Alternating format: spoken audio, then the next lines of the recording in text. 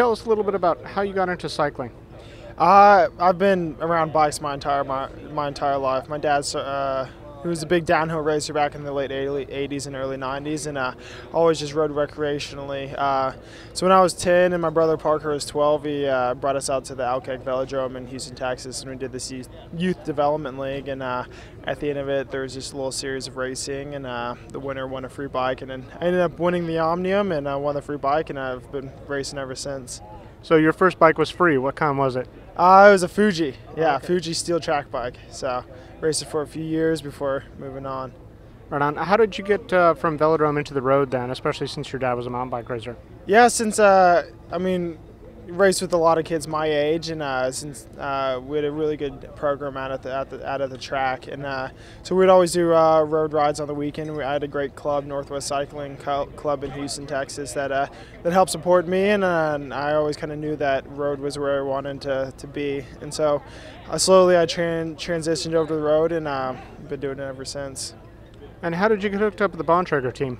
I was great opportunities with hot tube cycling, the junior hot tube cycling team and the junior national team from USA Cycling to race over in Europe and get some really good results. And from then on, I got an email from Axel asking me what my plans were when I went into U23 ranks. And of course, with this being the top or one of the top development teams in the world, it's definitely been on my radar. And I was just really fortunate to have the opportunity to join them.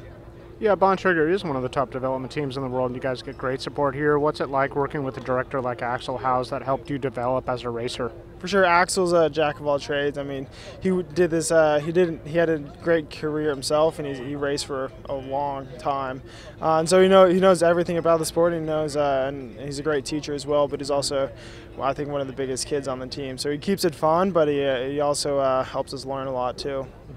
You've had a lot of great results already in your career. If you could pick out one or two that really stand out for you, what would they be?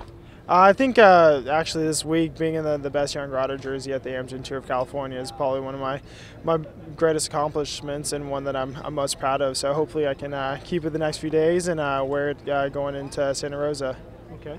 And obviously you're still developing as a rider, but do you have an idea yet of what kind of racer you're going to be and what kind of events we're really going to see you at the front at most of the time? It's kind of hard to define myself now. Being a development rider, these are the years that you're really trying to find yourself and what kind of rider you are. But if I had to describe myself right now, I'd say I'm a time trialist that can sprint with the climbers. So.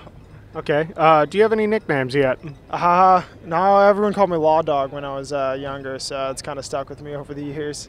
Okay, Law Dog, that's good. And also, as an American rider, I'm sure that you're tempted by fast food just as much as anybody. Do you have any favorite post-ride snacks or guilty pleasures?